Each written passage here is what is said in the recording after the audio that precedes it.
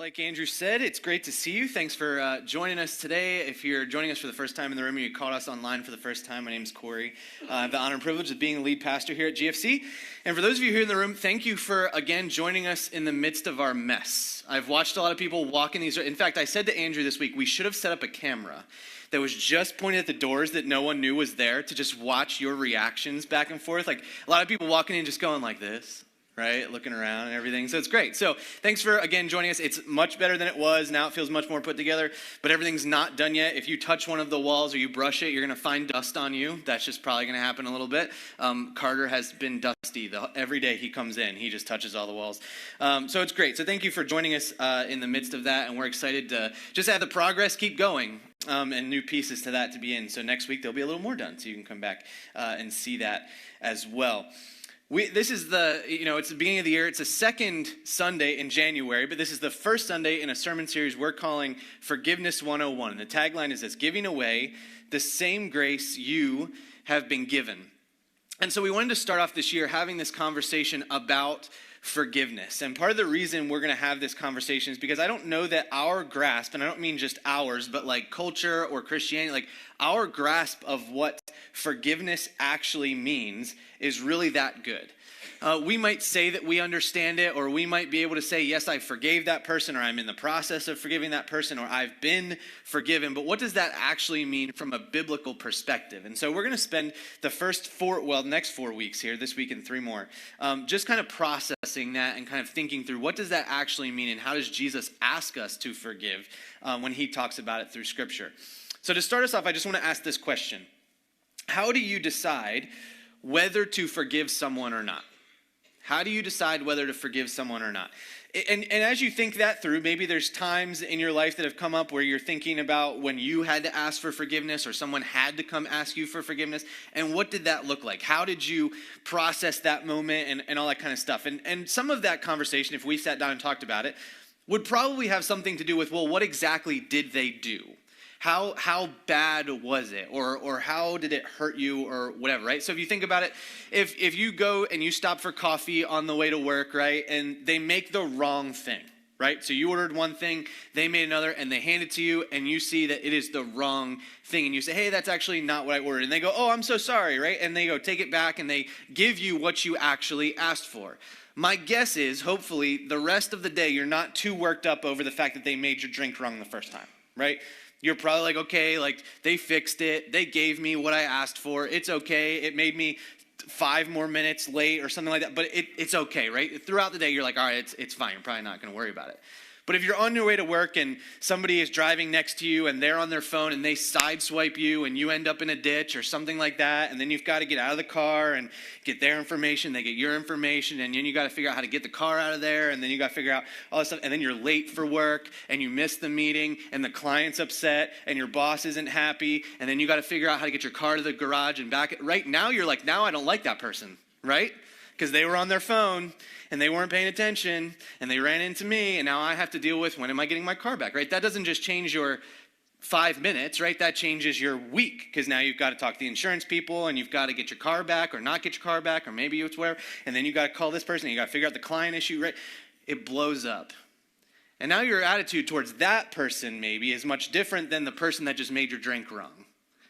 And we kind of evaluate, I think, sometimes whether we forgive people based on what they did or didn't do, or how they know about what, or recognize what they did or did not do. And sometimes we'll play this game. We'll say, if they, then I will. If they apologize, then I will. Let's go back to the barista for a minute, right? If you said, hey, I'm sorry, that's just not the right drink, and they go, okay, sorry, and then like they go make it, maybe you are a little more frustrated at that person, right? Because they didn't like necessarily say, oh, I'm sorry, I'll fix that for you, right? Like if they apologize, or if they recognize what they did, or if they pay you back, right? If they break something, or the person that hit you, they're like, I'm so sorry, I was doing this. I promise I'll pay for it. Maybe you'll deal with that person a little different. So we play this game, right, in our mind of like, do they recognize it? Do they understand what they did? Will they apologize even for what they did? And this is how we process sometimes, I think, or at least how I process, and I've talked to other people who do. This is how we can process whether we forgive someone or not. But I think that this is the case. I think that our understanding of forgiveness is broken. And I think that this is true, not just, again, like I said, not just outside our culture, just in our culture in general, but I think in Christianity too. We'll break that down in a little bit. But I think that our understanding of what forgiveness actually means and how we do that and what that process is and how we decide whether we're going to forgive or not is broken. And I want to dive into this as we begin the year together and really process this. So here's where we're going to go. We're going to go to Matthew 18.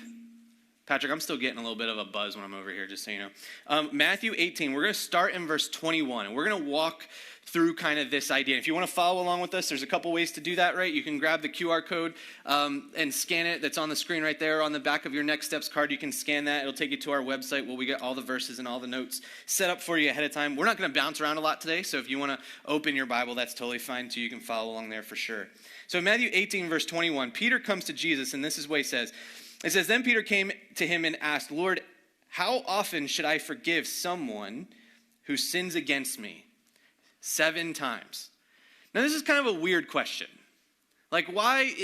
Peter automatically has this idea, this number in mind that he wants to talk through. That might seem a little funny. Well, here's why he comes and has that conversation. There was kind of a unwritten, sometimes written rule that the rabbis would talk about.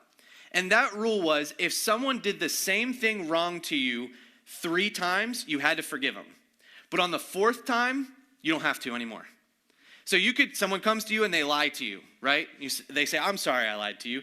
Okay, I forgive you, right? 2nd time, that's the 2nd time you lied to me, but I'll forgive you, right? 3rd time, okay, but this is the last time, right?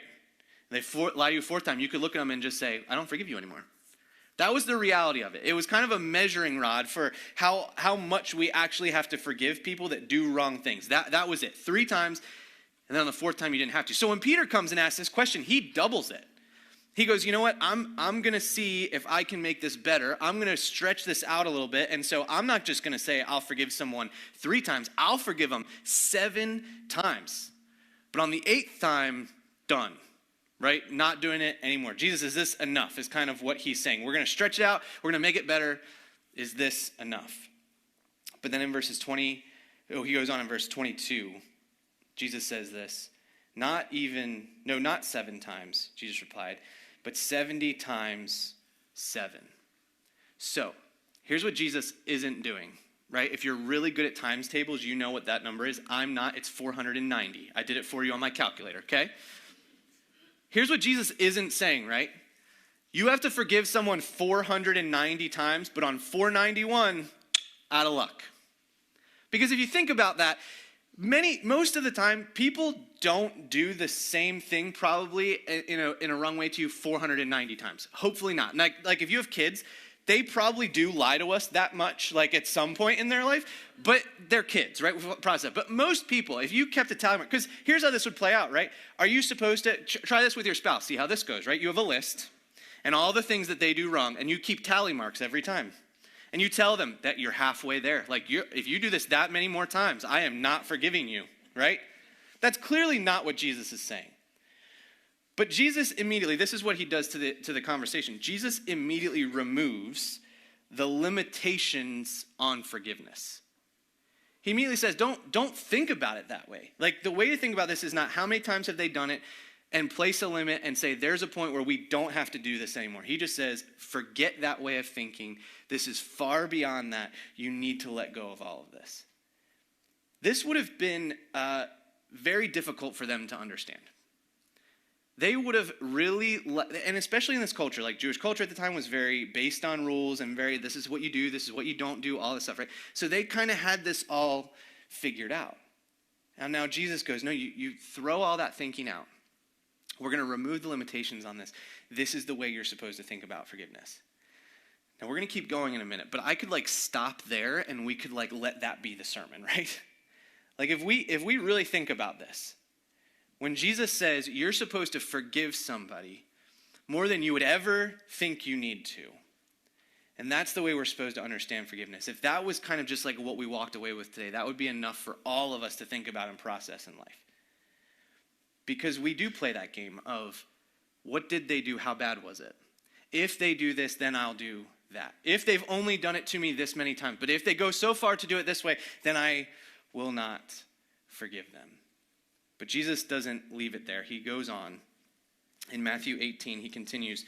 In verses 23 to 25, it says this, "Therefore, the kingdom of heaven can be compared to a king who decided to bring his accounts up to date with servants who had borrowed money from him. In the process, one of his debtors was brought in who owed him millions of dollars. He couldn't pay, so his master ordered that he be sold along with his wife, his children, and everything he owned to pay the debt." Now, let's pause for a second, right? That sounds really bad. And when we think about slavery and that kind of thing in our context, it is bad, right? It's not good in the way we think about it. And this isn't great, but let me kind of explain what's happening here. So the debtor in the conversation obviously owed money. He owes millions. So at some point, he came to the king and asked for a loan, right? Many of us have done this, right? Whether it's for a car or it's for a house or it's to go to college, whatever it is, right? We go and we ask for some sort of loan and we sign up to pay that debt. That's what the debtor did. Now, what happens if we don't pay the debt? If I decide not to pay my mortgage for months at a time, what's eventually going to happen? They're going to come and they're going to say, "It's our house now. You don't get to live here anymore," right? Because that was part of the conversation. That was what we signed up for. So this is the situation. He can't pay. So what was their collateral back in that day? It was their ability to work. And so what he says is, what the king is processing is, he knows he's not getting this money back. This person can't pay the money back. So he says, "You know what I'm going to do? I'm going to sell you guys so that I can get some of my money back." But it was more of an indentured servanthood. Because what would happen is there was something called the year of Jubilee that would come around every 15 years. And they had to be set free. Now, we don't know whether it was 1 year or 14 years. We don't know how long it was till that year. But the king knew, okay, they'll pay their debt off that way, and then they'll be released. So it was a way of him getting some of his money back, but they were paying the debt. So it's a little different than what we think about in our understanding. They didn't have the ability to claim bankruptcy and that kind of thing back then. So this was their way of giving the collateral, right? It was their ability to work. So the king says, this is what we're going to do. But in verses 26 to 27, it says, "But the man fell down before his master and begged him, 'Please be patient with me, and I will pay it all.' Then his master was filled with pity for him, and he released him and forgave his debt." And so the conversation that the man has with the king changes the king's heart. And I think it's kind of the idea of, you know what? I'm not getting this money back anyway. Why put them through this? I can absorb it. I'll just forget it, right? I'll just say, I'll let it go. So going on in verse 28, it says, "But when the man left the king, he went to a fellow servant who owed him a few $1,000s. He grabbed him by the throat and demanded instant payment." Now remember, right? How much did he owe? Millions. How much does this guy owe? Thousands. He grabs him by the throat and says, "You need to pay me right now." Verses 29 to 30 says this, "Then his fellow servant fell down before him and begged him for a little more time. 'Be patient with me, I will pay it.'" Sounds familiar, right? But his creditor wouldn't wait, and he had the man arrested and put in prison until the debt could be paid in full. 31 to 32. When some of the other servants saw this, they were very upset. They went to the king and told him everything that had happened. Then the king called in the man he had forgiven and said, "You evil servant, I forgave you that tremendous debt because you pleaded with me." Verses 33 to 34, "Shouldn't you have mercy on your fellow servant, just as I had mercy on you?" Then the angry king sent the man to prison to be tortured until he could pay his debt. Now, verse 35, and this is where the payoff is. This is what we really have to pay attention to. This is what Jesus says. "That's what my heavenly Father will do to you if you refuse to forgive your brothers and sisters from your heart." You look at that verse and you go, that sounds awful. Right? Like, why is God so angry? Why is this the payoff? Why is he that upset about this?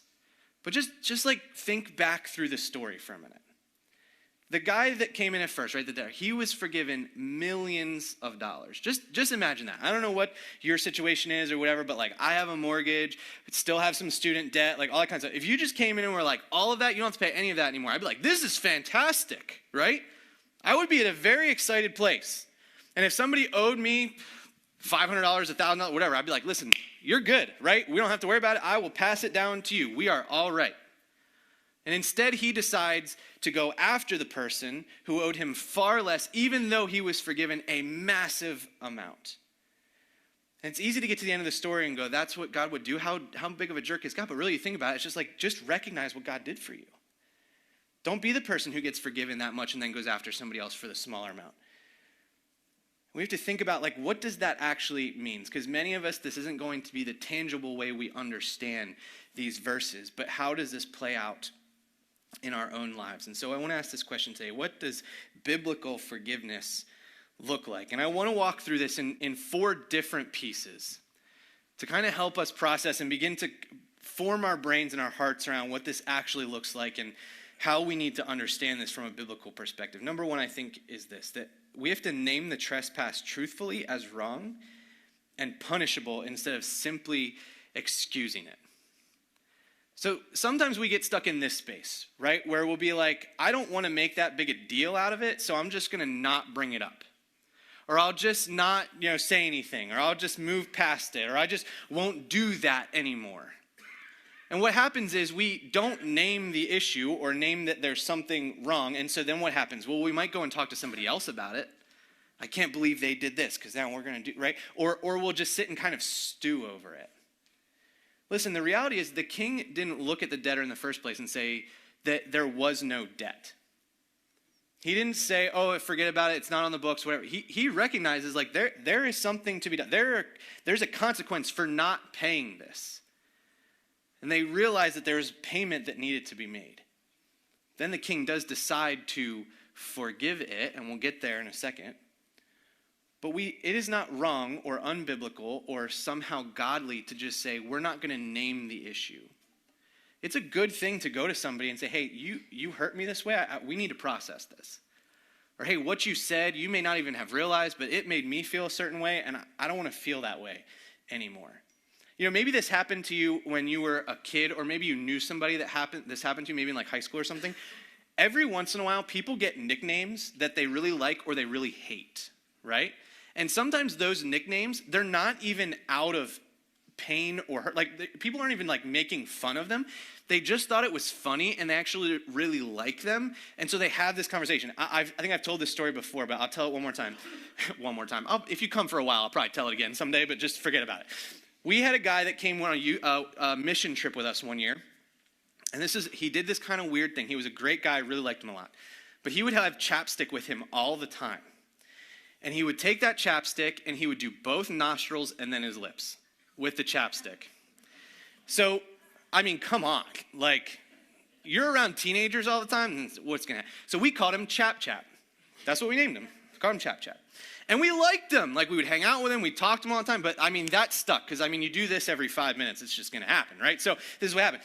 He ended up going to somebody else that was kind of part of our team. Didn't tell the rest of us. He goes to somebody else. And he goes, why don't they like me? And the guy was like, no, actually, everybody loves you.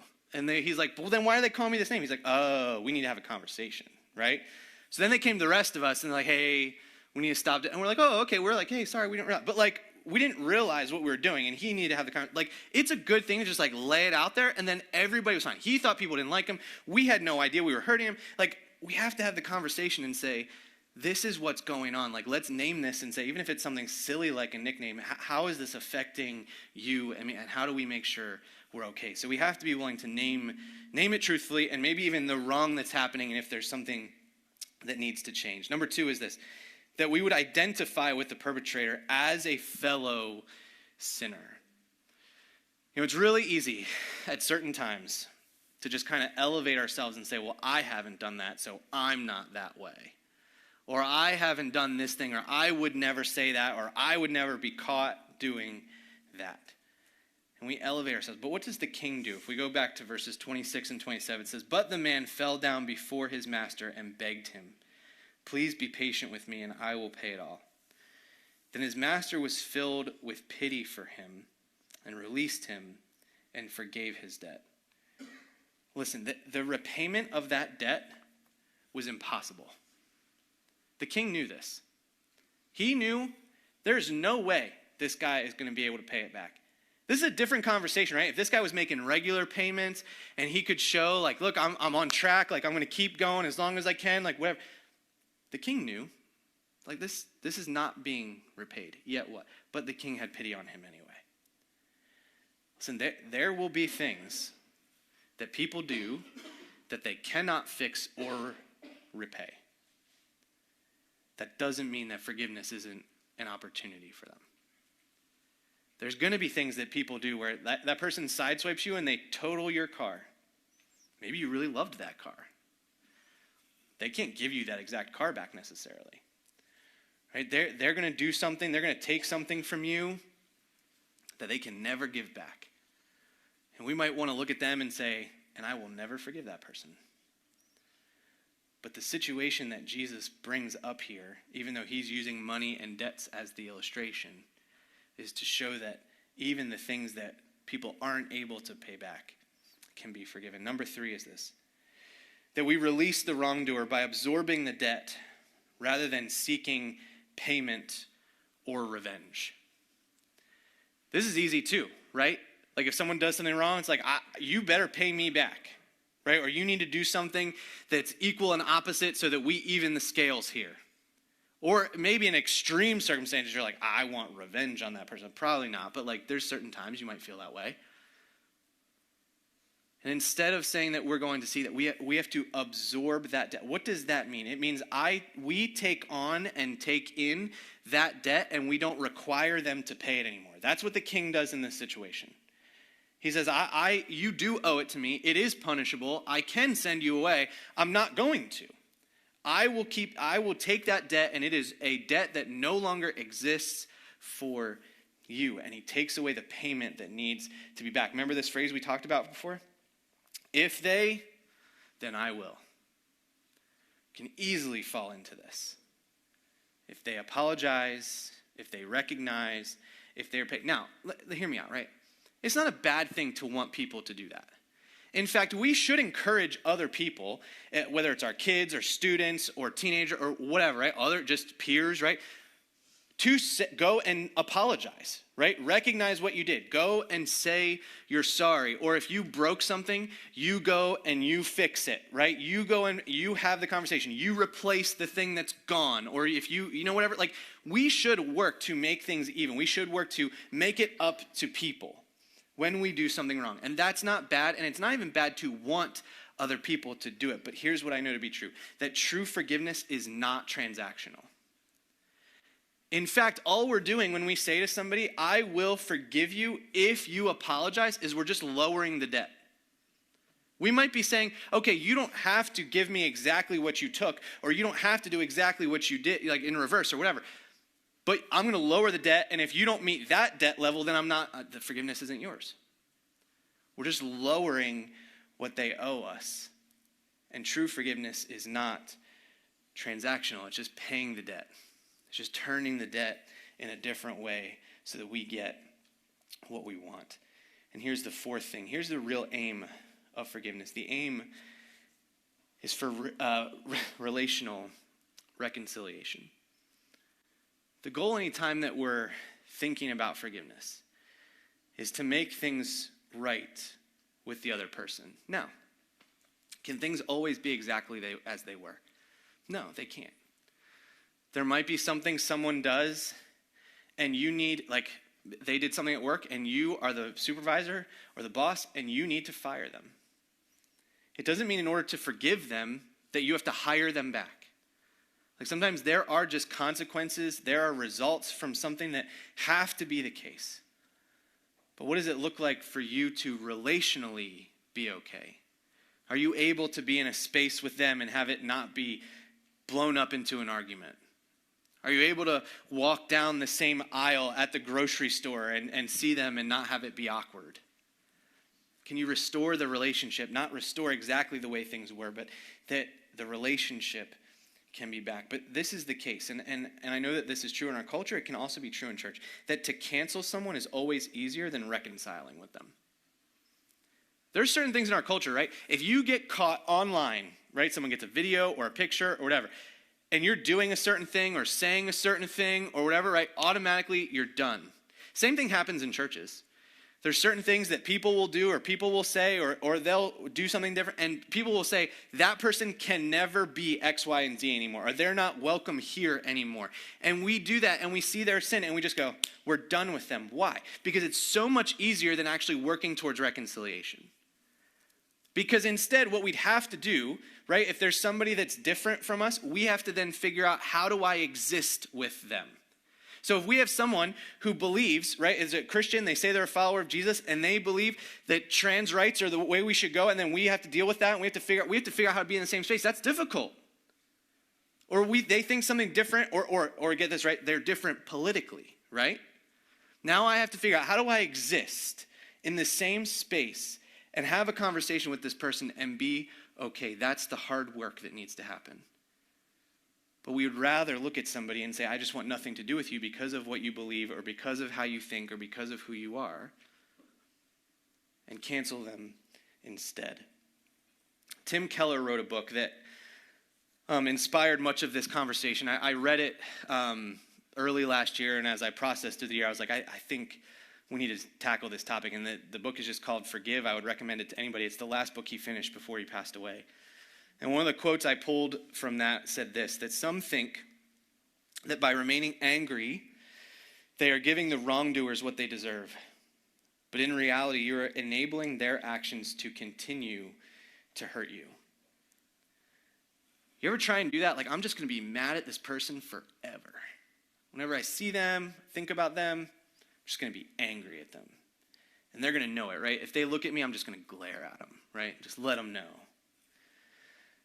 We hold on to that because we think that's what they deserve, because that's what they did. And so they need to know that that's how they made me feel. What Tim says, I think, is true. That just gives them the opportunity and their actions to continue to hurt us over and over and over again. And instead of letting go of what's there, we continue to just let it eat away at us.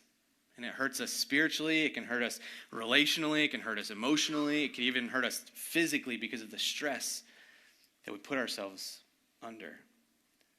And it's easy to do that. It's easy to want to just stay mad at someone, but it's not the thing that we are called to do. And I think that this is the case, right? Restoration is a long process that produces new life. Here's the thing too, right? If you need to forgive someone or you need someone to forgive you, there is no correct speed limit at which restoration needs to go. Like, there are things where people hurt us deeply, and you might say, I'm not going to be okay next week. But where are we in the process? How do we continue to engage in that? I think about this when I think about like people that buy a home and it's just like garbage, right? It's terrible. And you see, like, there's TV shows about how they restore everything and they spend time working on it and they replace the floor. Like some of what we're doing out here, just like replacing things and making them new and breathing new life into it so that it can be used in a different way. Jesus says that we should do the same thing with relationships. Every once in a while, things are going to get real broken because we're sinners, we're broken people who break relationships.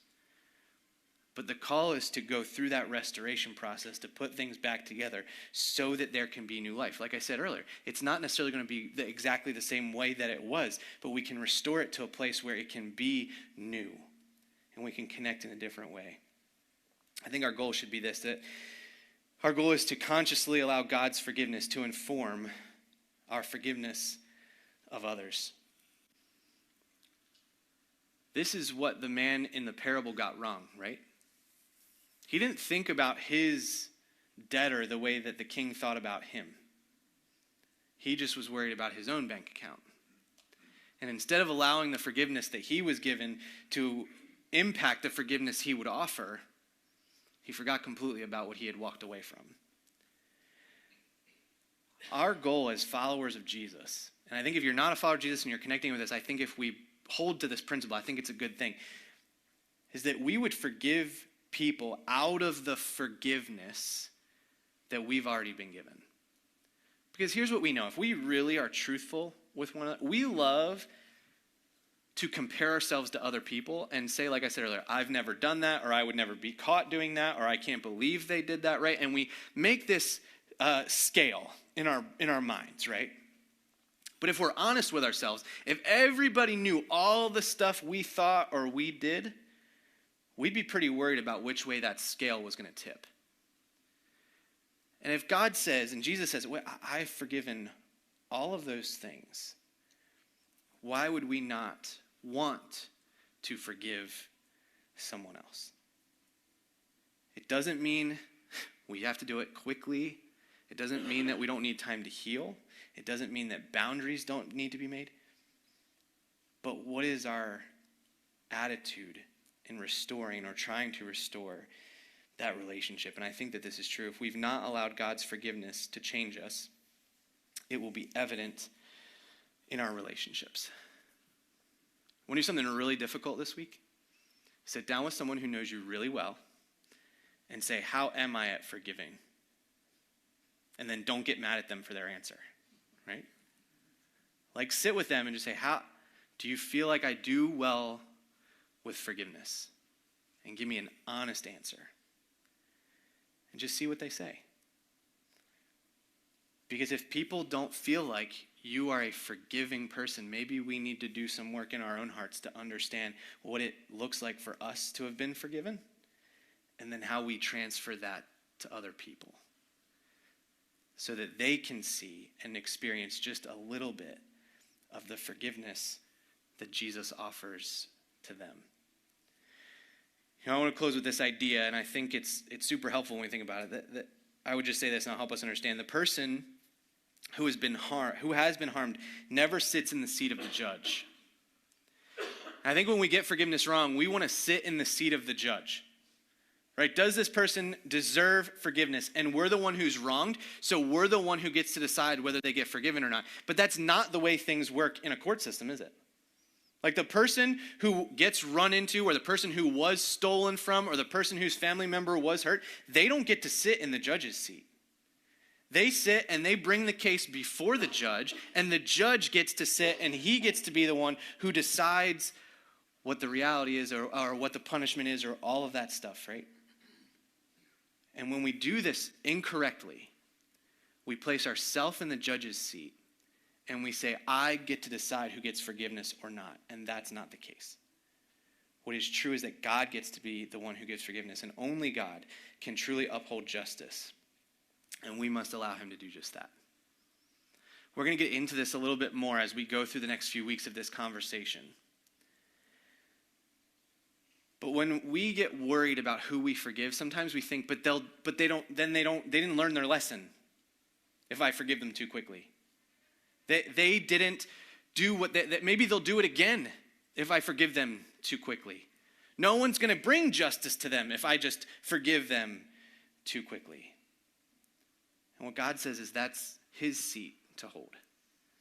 He's the one. We have been forgiven if we're followers of Jesus. We should be the ones that walk through life as the person who was just forgiven millions of dollars in debt. And then we run into other people that hurt us. We think about it in understanding of we know what God forgave us, so we can forgive that person.